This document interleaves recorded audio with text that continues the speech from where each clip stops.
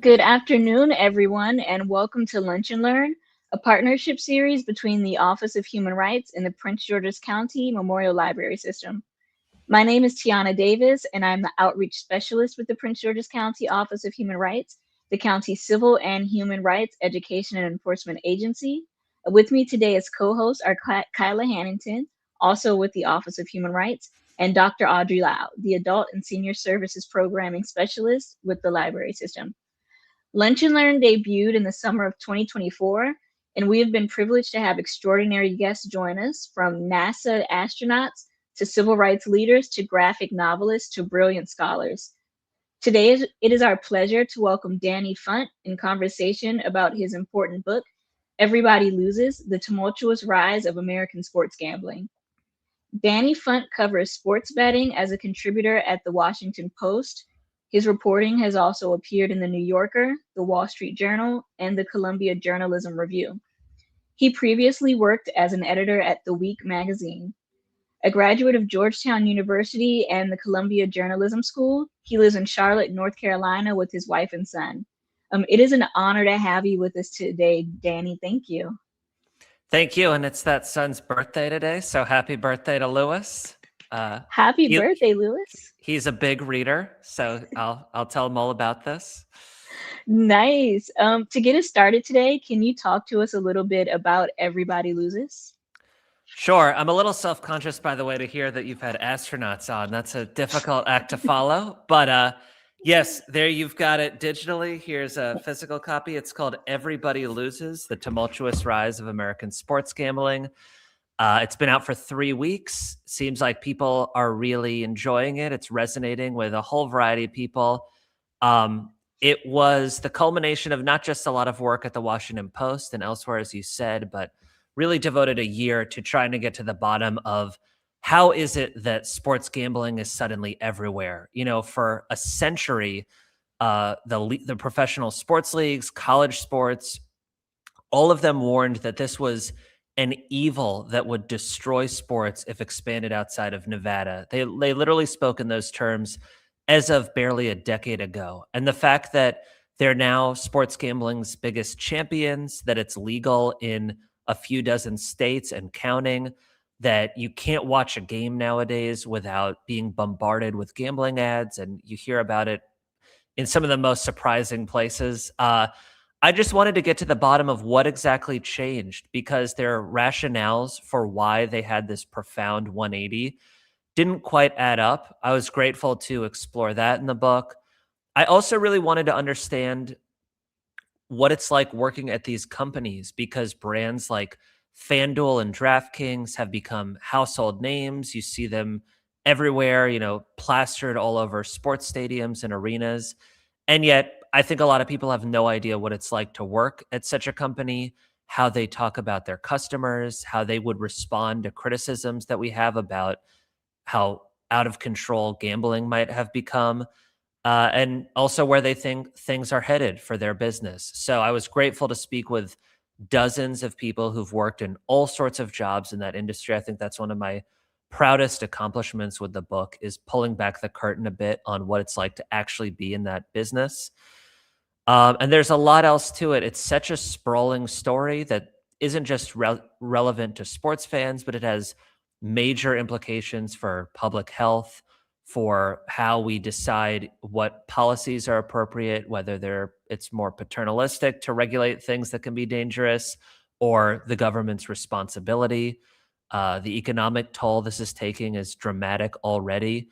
And also, importantly, the implications it has for young people is a big deal, because the amount of kids you hear about gambling nowadays, including, I heard about a child in elementary school who needed treatment for a gambling problem. That would have just been unfathomable when all of us were in school. And I get into that in detail in the book. And there's some interesting voices from Maryland and the DMV quoted, which I was grateful for. But happy to discuss anything you like. I'm so honored to be speaking with y'all today.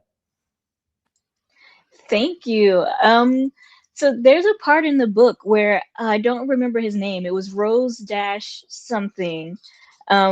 But he's like the son of one of your colleagues. But he sort of coaches you through sort of the higher ranks of betting, and it was on tennis and baseball. Can you talk about sort of what you were feeling emotionally and or mentally while you were doing that, even though, like, it was for research purposes, it was for the book purposes, so it wasn't really you gambling, but what were you feeling while doing this?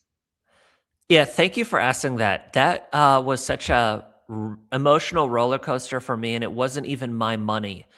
The way it came about was this guy, Isaac Rose Berman, who's in his mid 20s, and yet he's a professional gambler. I think it's noteworthy he's the son of a Barnard College professor and the former editor of Foreign Affairs, so a pretty intellectual family, and yet he was drawn into the sports betting business, at least for now. And I had been hearing so much about how for professional gamblers, picking winners is just a starting point. The main struggle is being able to bet enough to make a living because these sports books will limit how much you're allowed to bet if you show any signs of competence down to literal pennies.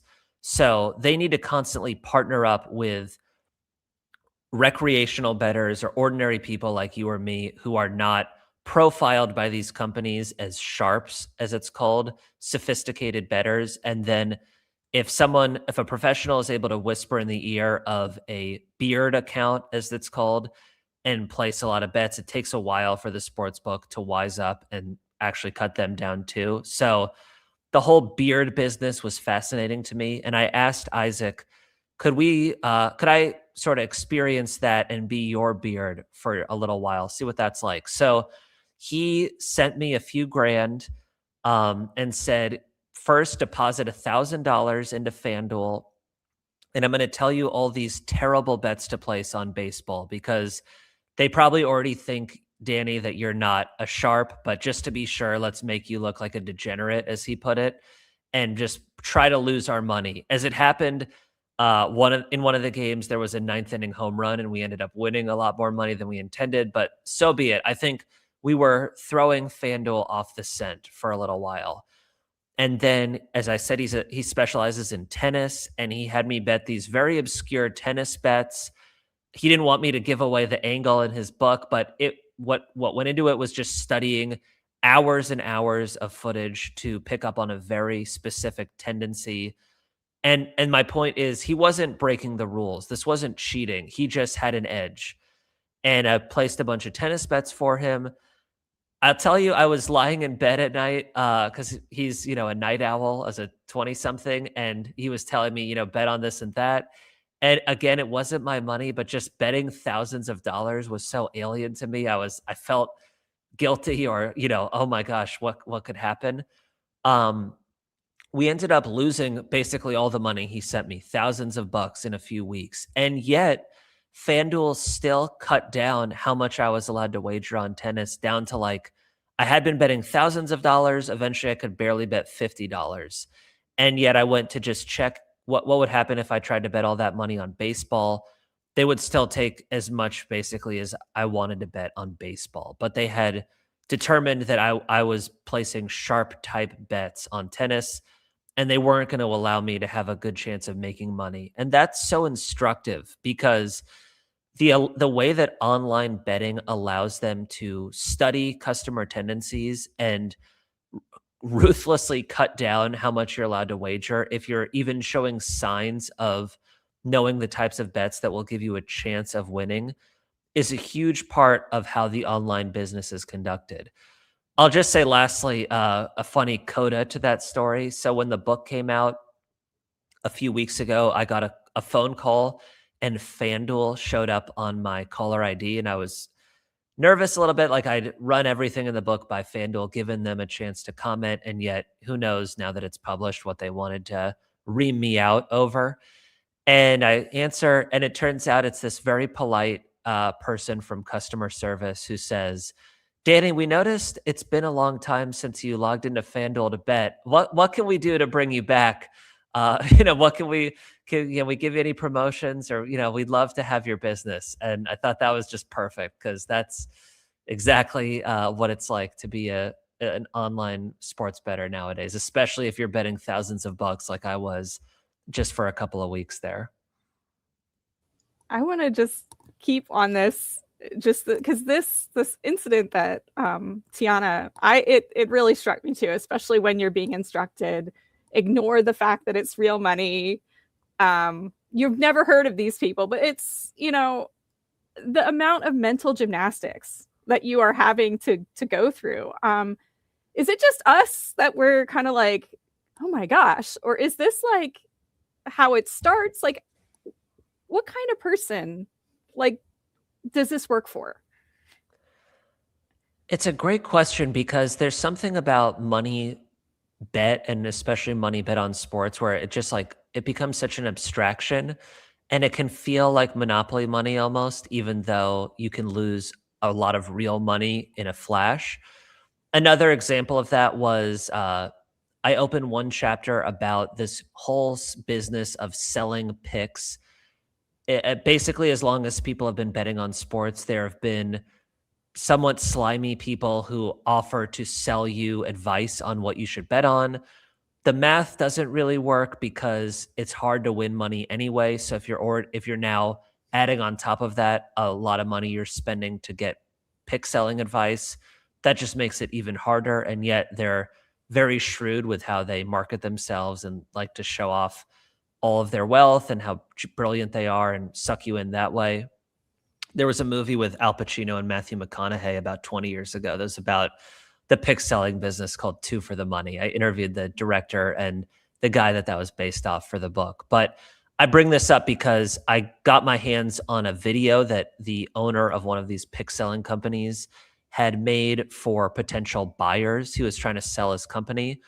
And he was explaining that some of their packages of picks go for, I forget exactly how much it was, but I think it was 5 figures. Like people are paying more than 10 grand for advice on what to bet. And with a smirk, he said, if you've been inside a casino, you'll understand that money kind of functions differently when gambling is involved. And I think he was spot on. Just the idea that the average customer on DraftKings bets more than $1,000 every month is unbelievable.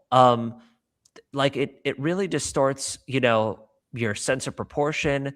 You build up a tolerance. So maybe $20 a game got you on the edge of your seat initially, and over time you feel like you got to bet 100 to get that adrenaline, and that can be a slippery slope. But yes, you're right. You look up and you're like, wow, I lost how much? That's really the essence of the business.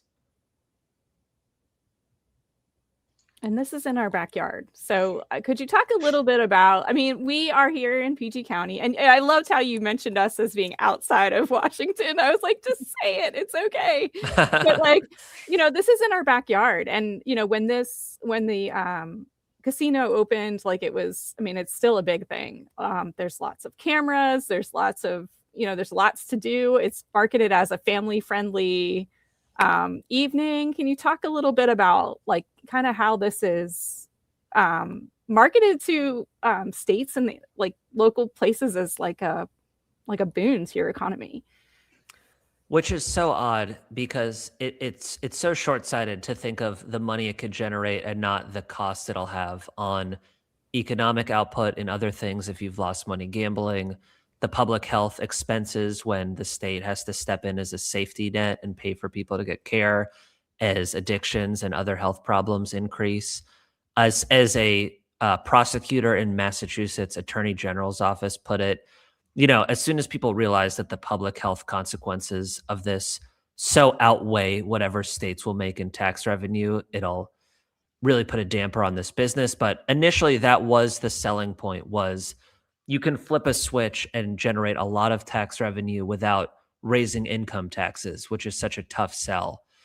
And that's what we've seen, in Maryland, Virginia, and DC. Although DC's sports betting experiment initially was such a catastrophe with a city-run operation called Gambit. I reported on that for the Washington Post a few times just because it was kind of a clown show of how that was done.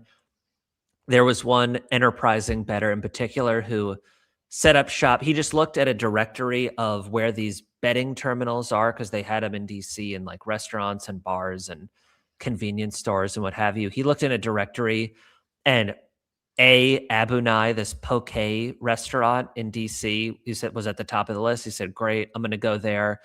And he just basically turned it into his home office and was betting every day a huge amount of money and destroying DC's betting operation. And they actually were net negative for a month, which is unheard of in the gambling business. The house always wins except in DC for a while, but they've since abandoned that and gone with some of the more national brands like FanDuel, DraftKings, and BetMGM. But yeah, to your question, it's kind of tragic how quickly people realize that, this tax generator has some major downsides. And one person I highlight in the book was a Georgetown student. I went to Georgetown. I graduated in 2014. And it was so striking and heartbreaking to me that this guy who went there just a few years later had an entirely different college experience because betting had exploded in that short interval. And he got sucked into sports betting. He's just a big fan, like so many of us, and thought, this sounds like a way to win money. I keep seeing all these ads that suggest that much. I'll give it a shot. He developed an addiction. It ruined his college experience. As with so many people, sports is their gateway, and then they graduate to casino gambling and online casino gambling, which marries those two things in such a dangerous way. Because if you think you can lose a lot of money betting on sports, when you can bet on blackjack and slots and roulette from your phone, that is just a whole other universe of losing. And yeah, he would go to the MGM property in the DC area. As I said, he was betting day and night on his phone. He told me that when Virginia legalized and you could get these generous new customer promotions, he put on his running gear so that his friends would think he was going for a jog, but all he did was just jog across the Key Bridge so he could log in as a Virginian and secure all those new customer promos.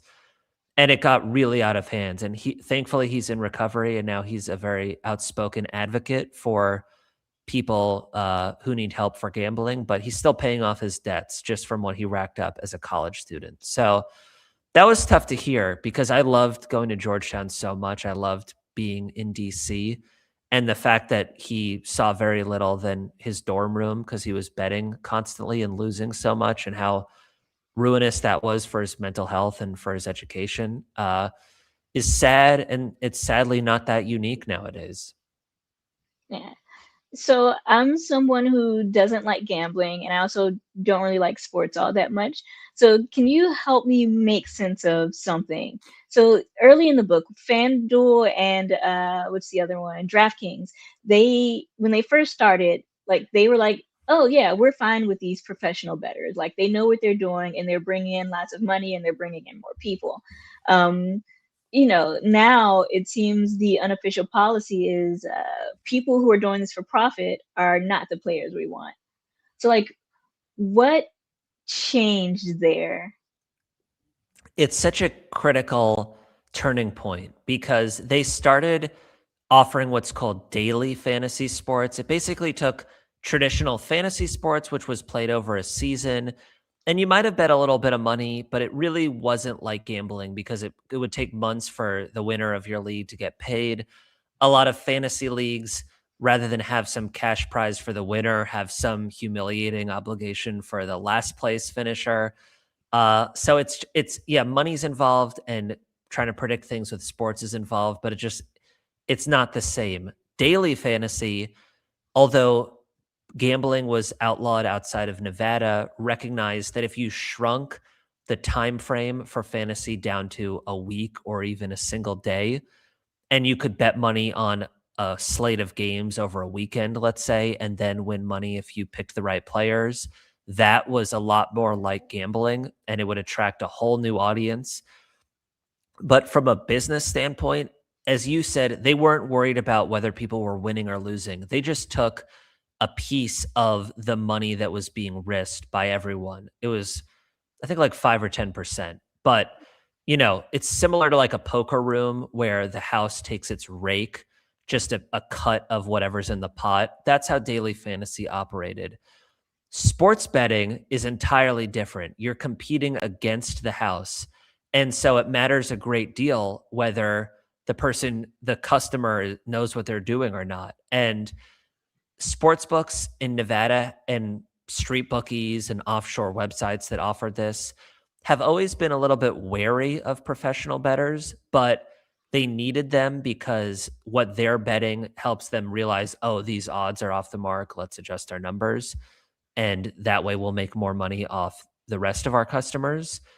But the European model of bookmaking and a lot of these online sports books are European. FanDuel is an Irish company that was initially an Irish startup, and then it was acquired by an Irish conglomerate, still mainly operating in Europe, but has a huge business in the US now. BetMGM is a joint venture with MGM and Entain, which is a European gambling company. Even DraftKings, which is based in Boston, uh, acquired the odds provider that's was a Bulgarian company. So all of them have European roots of some sort. And I say all that just because their mentality about how to do business as a sports book is way different than how Nevada used to think of things. As I said, they were more tolerant of professional gamblers, at least up to a point. Europeans are much more ruthless. They say, we're going to show them the door as quickly as possible.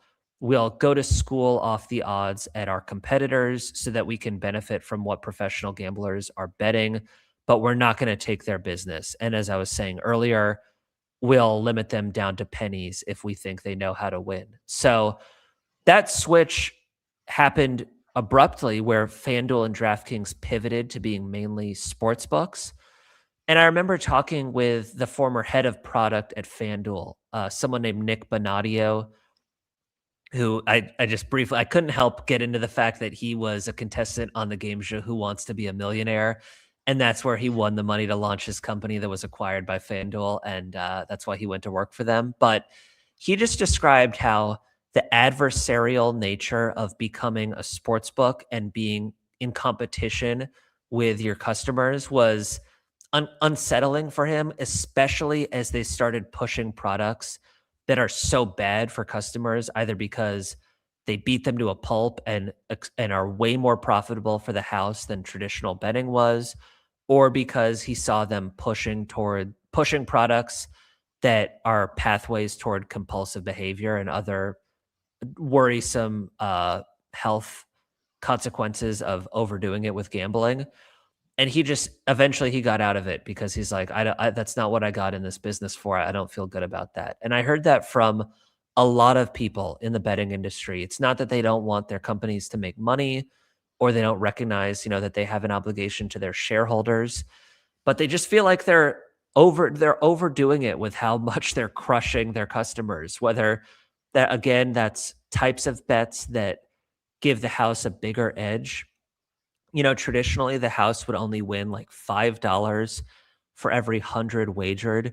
Now in Maryland and much of the country, it's about $12 for every 100 wager. And that adds up when, states are betting billions of dollars a year, combined with the fact that parlays, the most popular form of betting for a lot of people, especially young people, where you're stacking a bunch of bets together, hoping to win the equivalent of a jackpot if all of them are successful, but you lose if any one of them is unsuccessful. For parlays, sports books sometimes win $30 for every 100 wagered. So going back to this guy, Nick Bonadio, the former senior official at FanDuel, he told me that before getting into the betting business, he worked for a military contractor, and he described feeling kind of ambivalent about that because he wanted U.S. troops to be safe and victorious, but helping them destroy the enemy also gave him pause.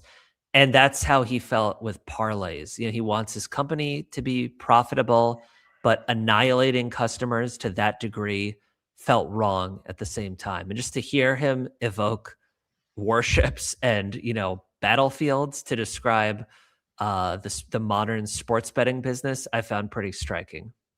Yeah. That was something that was interesting reading throughout the book, right? So on one hand, in the 80s, all of these sports people, the commissioners, the team owners, whoever else coaches, they were against betting, or they were against betting on the sports because their reasonings were too much pressure on the players. How do you keep the game clean? Et cetera, et cetera. And I feel like now those reasons still exist to not bet, and probably more so now, because in I think the introduction you mentioned sports, like college athletes being harassed on social media because they got points and people bet against them getting points or something. And I'm wondering, like, what's the cognitive dissonance there? I mean, and even this past weekend, the Super Bowl, right? There was a DraftKings commercial with the two guys from SNL. And, people are against this. So almost immediately, one of them, Michael Che, I don't know how his name's pronounced, but, he Che, went on, yeah. Che, yeah, he went on Instagram and he was like, sorry guys, but I have bills to pay. Like, so he has this shame about it, but not so much that he won't take the money for it, right?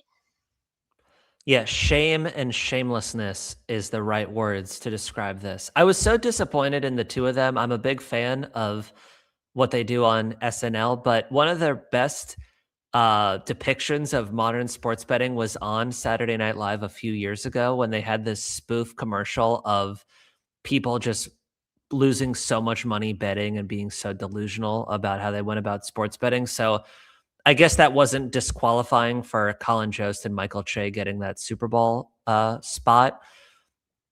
It's remarkable how prophetic the commissioners of sports were when they warned all of the dangers involved with sports gambling. And you mentioned the 80s, and that was around the time they were testifying before Congress that it led to this federal ban on bookmaking, which was the law of the land from 1992 until 2018 when it was struck down by the Supreme Court. But even as of a decade ago, the commissioner of baseball, Bud Selig, was saying expanding sports betting would be the deadliest of all things that could happen to sports. Practically biblical language to describe this threat. They would say it would corrupt sports because we have so many examples of players succumbing to the temptation to fix games to win a lot of money. Now it's easier to fix games than ever because you can bet on so much besides the winner and loser. Thousands of bets within the game on player performance and statistics and the like. And you can win a lot of money betting that. That's been the subject of a lot of these scandals with players betting over the past year. They said it would corrode fans' relationship with sports because they would be so cynical, thinking anytime something strange happened in a game, maybe someone is fixing. There was a survey late last year that found that 65% of Americans now believe some athletes alter their play to swing the outcome of a bet. They said that it would be dangerous for athletes. And I spend a lot of time in my book highlighting the nonstop harassment that college and professional athletes now experience from enraged gamblers whenever their play costs someone a bet. The harassment is bad enough. The death threats and the apparent potential for someone to try to kill a player because they cost them a bet is real and terrifying. All of that, they were spot on in how they assessed the situation. I don't think that their beliefs changed. I think their values were just reordered, where it was so persuasive to them that, yeah, they've always wanted to make a lot of money. People say, oh, they realize they can make a lot of money. That's true. But what I found that was the main motivation for shoving all of those concerns aside was they were concerned about their TV audience, and the right to show pro and college sports is by far the biggest moneymaker for sports. These deals worth billions of dollars over a fairly short term for the right to show the Super Bowl and everything on down. And they saw their audience aging. They saw people canceling cable subscriptions. They saw young people getting bored by the thought of sitting through a 3 or 4 hour game. So there were studies done commissioned by the gambling industry that demonstrated that gamblers are rabid consumers of sports. And we sort of know that intuitively, but the $1 million+ spent on studies that showed gamblers not only watch more than twice as many games as traditional fans, but they watch to the ends of blowouts because they want to see how a bet plays out when most people have changed the channel or moved on with their day. That was so appealing to the leagues in light of this threat to their most precious asset, their TV deals. And that's what uh, won them over eventually. In the case of the NFL, which is the most popular league to bet on in America, though they were meeting, these meetings, by the way, were so secretive because the leagues were so reluctant to be even seen with a representative of the gambling business, or it coming out that they welcomed them into their league offices to take these meetings, that the NFL would meet with gambling reps in cafes in Manhattan. I thought that was pretty funny. But in those meetings, they learned that the estimate was between the direct revenue that they would generate from partnerships and advertising deals with sports books, but more importantly, the indirect revenue from what a hyper engaged gambling audience would mean for their TV viewership, ticket sales, merchandise, all that.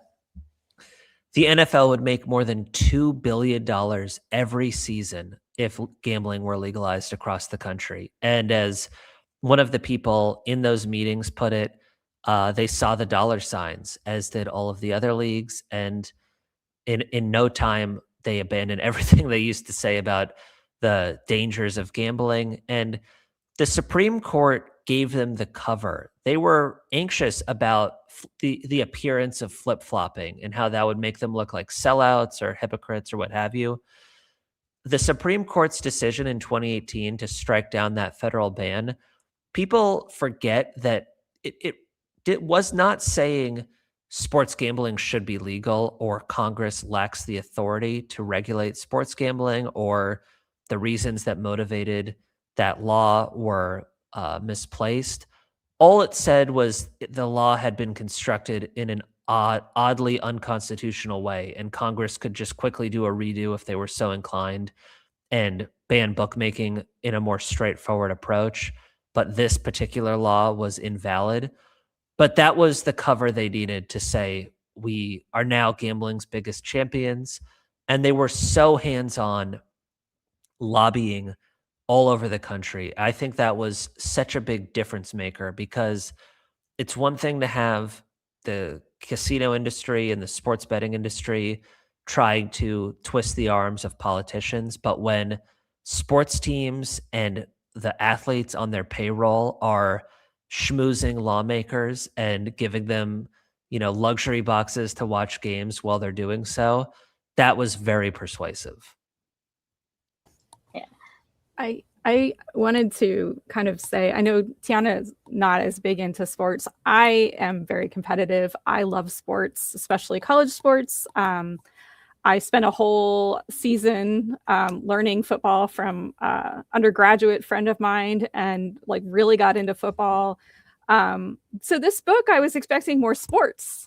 I learned a lot about, and I thought it was really great. I've recommended it since. It's such a learning curve to what sports gambling is, and I've got these words to describe things. I had no idea what they were. Now I'm like, oh, okay, I get this. I could walk in and kind of figure out how to do this. But what was your intent for writing this book? Because to me, as someone who loves sports and has watched football kind of deal with traumatic brain injury and things like that, things that should have been, I don't want to say stopping the game, but should have made people aware and awake of what's going on, and the greed of the big leagues. To me, this is another nail in the coffin. And do you see it that way, or is it just kind of completely different, but on the same level of egregious problem? Yeah, I appreciate that question, because I love sports too. And sometimes I've heard peers who cover this be like, I'm not sentimental about sports. I just think this is an interesting policy story, or economic story or health story. I agree. It's all of those things. But I also, sports is such a huge part of my life. It's such a source of pleasure and inspiration and entertainment. And, some of the biggest moments of my life have sports in the background. So the idea that this threatens to undermine that at such a profound, fundamental level, I hoped would be in the backs of people's minds. I didn't want to hammer them over the head with that because it can sound moralistic and it can alienate some people I've found when they say, I'll watch the game for whatever reason I watch. Don't tell me what the right way to be a fan is. I appreciate that.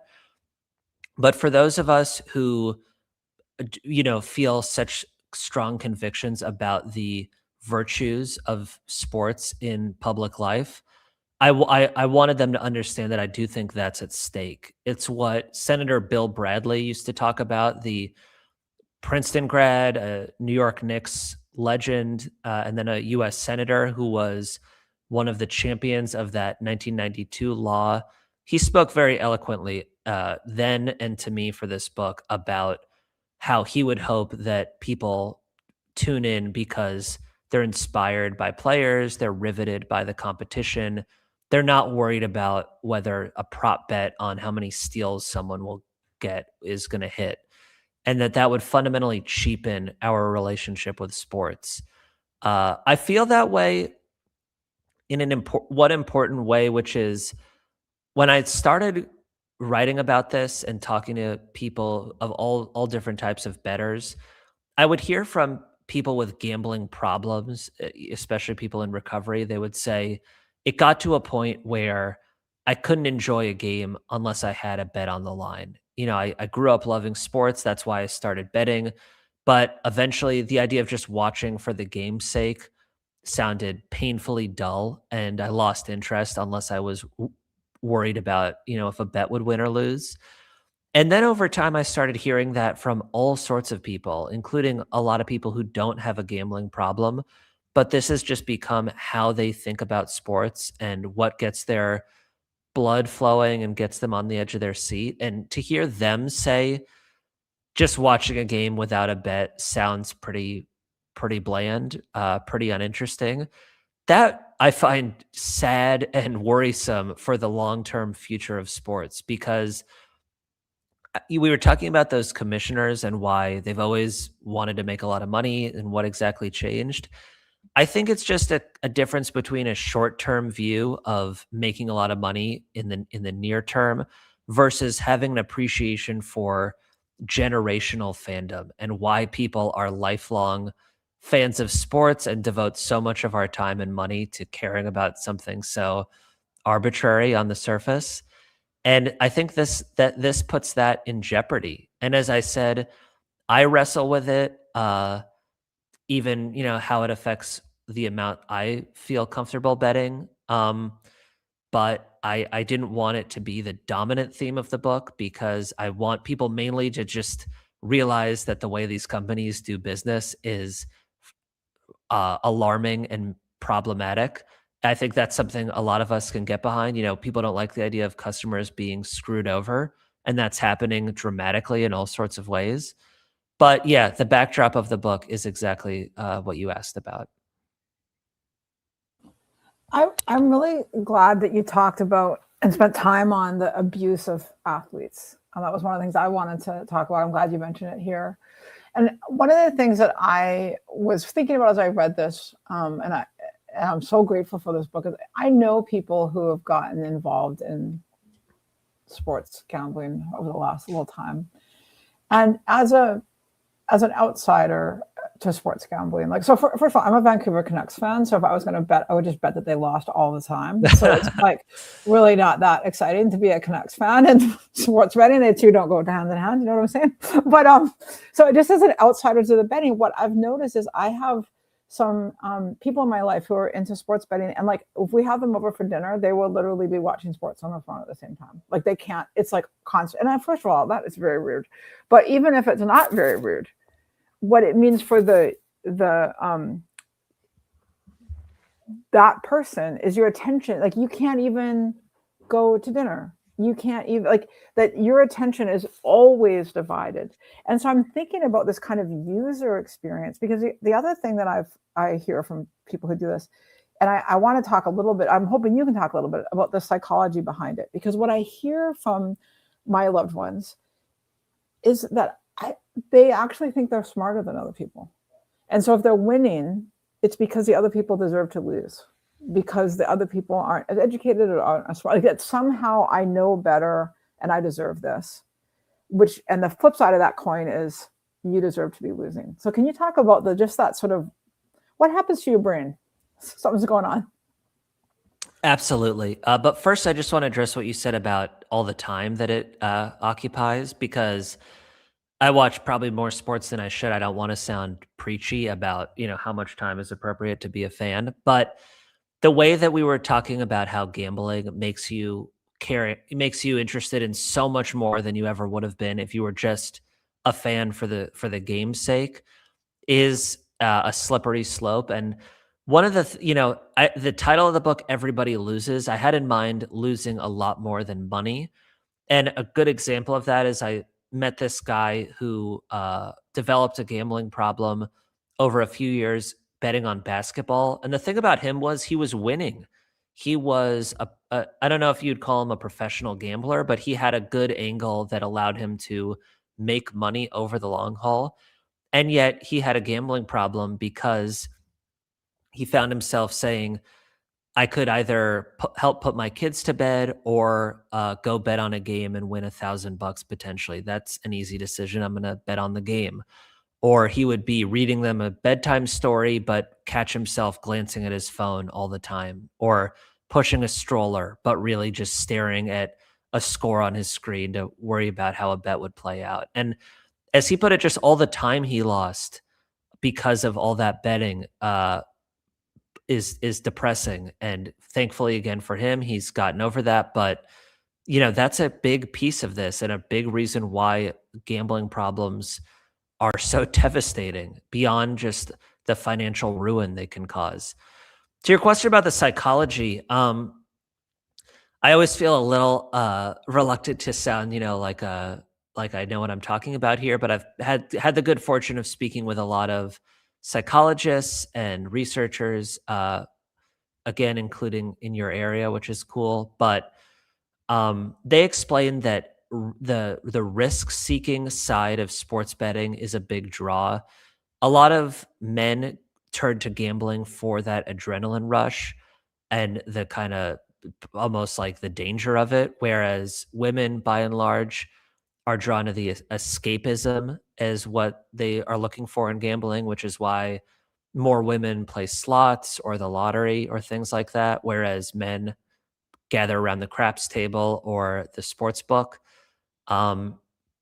There's also something about the dopamine rush that sports betting generates. And what I found interesting was dopamine isn't released when you get the reward. It's released in the pursuit of the reward, the hunt, especially when you think you're right on the verge of catching whatever you're going after. It's serotonin that's released when you actually get the thing you're after. But the fact that sports betting gives you this feeling that you're just right outside your fingertips is the big win, especially when we talk about those parlays, these bets that combine a number of different things. And if you win all of them, you win your bet and make a lot of money. The math gives the false impression that you're a lot closer to winning than you really are. So let's take a 5-leg parlay. If you bet on 5 different things to all happen, it's 5 times more likely that you'll go 4 out of 5 than 5 out of 5. But if you go 4 out of 5, you might think, I'm onto something. You get that dopamine hit because it feels like you were right on the verge of the big jackpot. And you're going to say, I know I'm onto something. I'm going to keep at this. And as we were discussing, it's so easy to lose a ton of money betting parlays. Also, just the bottom line to your point of similar with how 80% or something of drivers think they're above average drivers. I would guess that ratio is similarly irrational for sports bettors. it definitely feeds on the overconfidence of sports fans, the arrogance, if you will. Also, interestingly, just their optimism or the things that are redeeming about being a sports fan. So I spoke with an executive at a company that generates these what are called micro bets, which are bets on like how the next play will go or the next possession in a football game. It's a big growth area of betting because if you can bet on your phone, it opens the door for so much micro betting.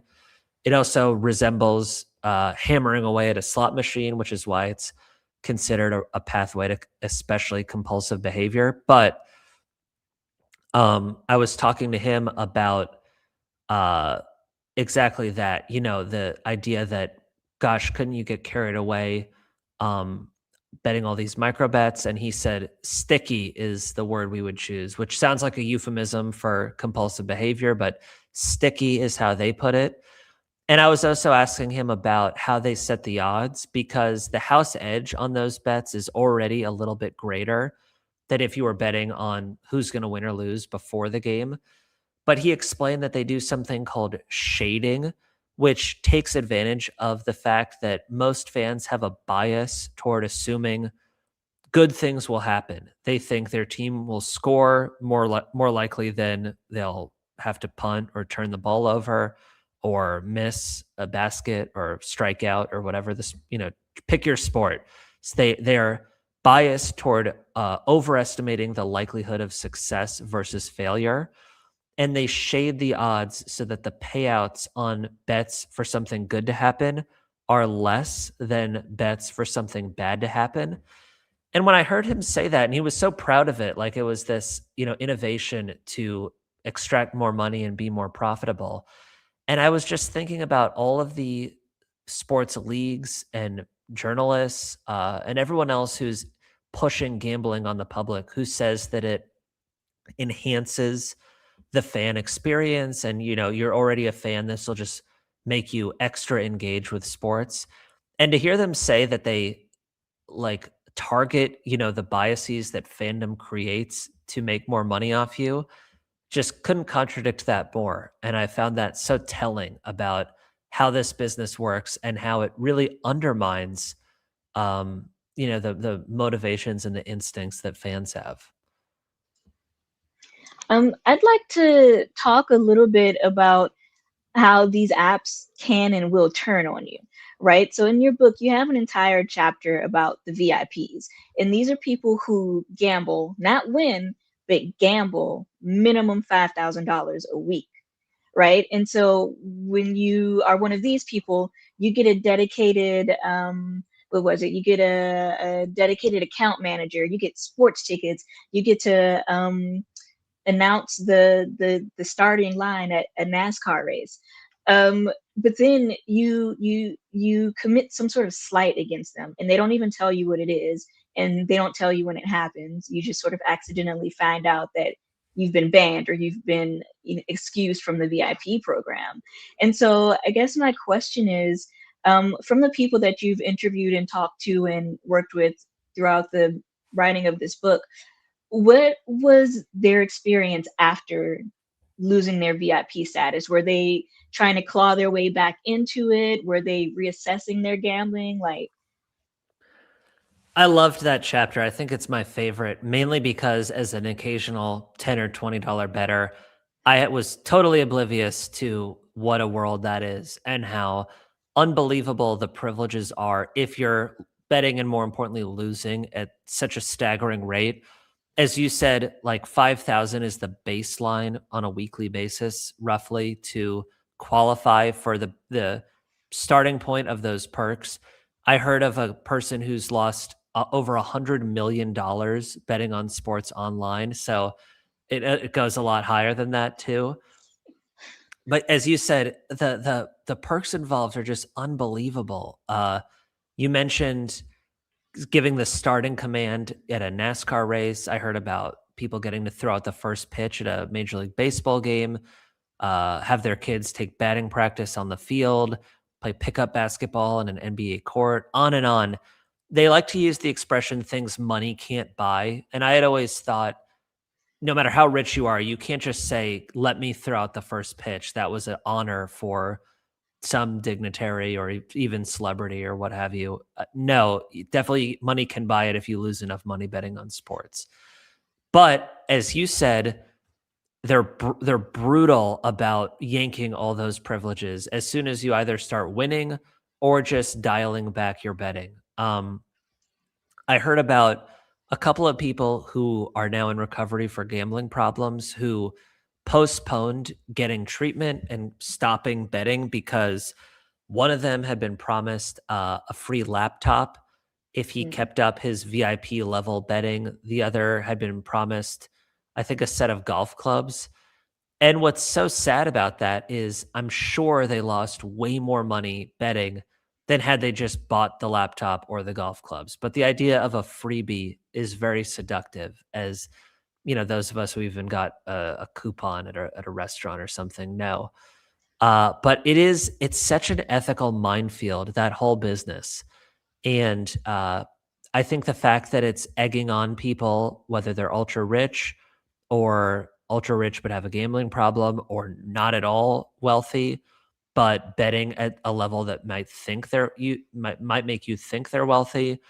I spoke with one person who had lost $100,000 in a year on FanDuel, got all sorts of VIP privileges, and he said he put off getting help because he loved the privileges so much. So I asked him, what were you doing for a living when you were a VIP with FanDuel and losing six figures? Because the companies assure us that they're at that level of betting, they're vetting the customers to make sure they can afford to lose that much money. I know that not to be true, but I asked him anyway, and he said, I was a server at a cheesecake factory making $65,000 a year. Obviously, FanDuel made no effort to confirm that he could afford to lose $100,000. They and their competitors regularly they are not vetting customers, period, despite the sensibility of doing that if you're losing such an unbelievable amount of money. And I loved the chapter because all of that I just find jaw-dropping and hard to believe, but also because I like stories where it's not so much that the characters involved are villains, but that you could genuinely kind of understand the conflicts and the dilemmas that they're experiencing. And in this case, I think the whole business in general is pretty villainous. But if you put yourself in the shoes of those hosts, the account managers who are responsible for making their customers feel happy and befriending them quite literally so that they feel taken care of and stay loyal, I could imagine how hard it would be to intervene because these people's wealth is so wrapped up in their identity and they're very defensive. If you say, hey, are you sure you want to be betting that much? There's so much pressure in their company to look the other way because these are your most valuable customers. And you might think, I'm just going to lose them to our competitors if we intervene and cut them off. You might say, well, is it really my job to step in? It's their money. Should they, in other businesses, the rules vary about, and the expectations and norms vary about whether the company has a duty to, step in if someone seems like they're overspending. So all of that, I imagine, and I know this from talking to a lot of VIP hosts, is a very challenging set of responsibilities. Especially challenging when you think about the fact that a lot of these are people in their 20s or early 30s, and they don't have anything close to the training to navigate such sensitive issues. But yeah, everything about the VIP business seems fraught and kind of unbelievable. And if there's one area that I think eventually lawmakers will step in and say this is out of control, that might be one of them. Do you think that we're going to see, as you said multiple times, there are so many ways that this can be, like there's so many opportunities for this to continue to grow. Like we haven't even really, like things like golf and, are kind of set up in a way that is, makes games and sports that might not be interesting to most people like really have an appeal. And I'm just curious, you write about this for a living. Like this is a big book. What do you see the future is? Like, what is the future of this? And like, or are we looking at something that's going to go away? I think the arrow is still definitely pointing up as far as the growth of the industry. Even in states that have had legal sports betting for a while, like New York, for example, legalized about 4 years ago. And you might think there would be this initial craze of curiosity of let's see what this is about. And then people pull back over time. Not yet, at least in New York and elsewhere. They set a record for money wagered over a single week. New Yorkers bet more than $500 million recently. So yeah, that was a record for that state, and states all over the country are setting records. I think, as you said, people will be betting on more things than ever. It seems like there are some things that are on TV now just as fodder for gambling, whether that's competitive leagues to the NFL or this new golf league where they hit into a screen, this gigantic golf simulator. It seems like just one more thing for people to bet on. I think it's interesting that as the Olympics are happening, you don't see a lot of gambling ads during the Olympics.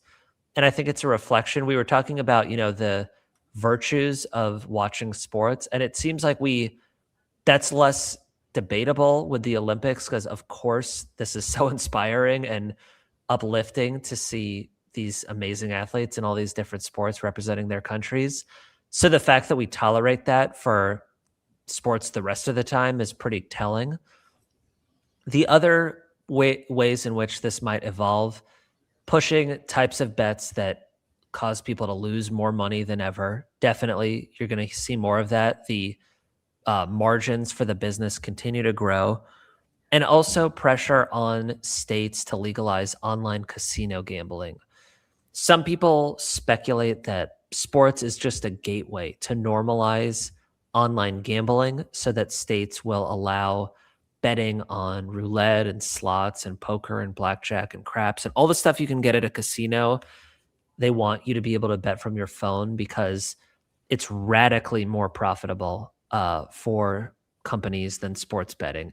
As profitable as sports betting can be, it might be more so by an order of 10 what you can make running an online casino. It's also much more dangerous.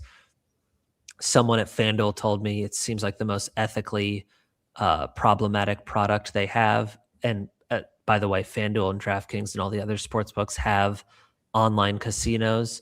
It's only legal in about a half dozen states, but Maine legalized it recently. I saw just this morning, Virginia, it advanced from a subcommittee in the Virginia legislature, and there will be a broader vote on whether they want to allow online gambling.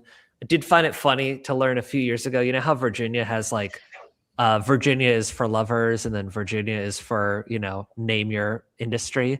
They specifically don't allow the betting business to say Virginia is for gamblers. That's a bridge too far, I guess. But if they're going to allow online casino, they're saying that pretty tacitly. So we'll see how that goes. But there will be a lot of pressure on states to legalize that because it makes them so much money. But it also is so dangerous for people because we talked about how money can feel kind of like an abstraction with gambling. Whenever people start betting blackjack, let's say on the bus, on the way to work, and then they're like, wait, between stops, I just lost $50. How did that happen? That is the peril of online casino gambling. And I think, for better or worse, it's going to be more mainstream in the coming years. Oh, unfortunately, we are out of time. Mr. Funt, Danny, thank you so much for being with us today. This book is so important. For those watching at home, whether you're tuning in live or watching on demand later, thank you for spending your time with us today. You are why we do what we do. The very best way you can support Danny Funt is by reading his books, right? So you can buy Everybody Loses at your favorite independent bookseller. You can find it at your local library if you're not in the position to buy right now. If your library doesn't have it in, you can try interlibrary loan. That's a thing here in the Washington metropolitan area. We hope to see you again at some of our upcoming events, including this Thursday's community conversation at 4 p.m. that focuses on collaborative conflict resolution and mediation. Tune in to learn what is available to you right here in Maryland. You can learn more about that and other programs at civilrights.mypgc.us. You can also check out what our friends at the library have going on by visiting pgcmls.info/events to see all of the things that they offer each day. Danny, again, thank you so much for joining us, and we hope to get to talk to you again soon. My pleasure. Thank you so much for having me. And to anyone watching, if you do borrow or buy the book, I'd love to know what you think. My email's on my website, which I think was linked. But please reach out. I'm all ears because this is my first book and I'm very excited as people read it. So thank you all so much again. Yes, thank you, everyone. We'll see you next time.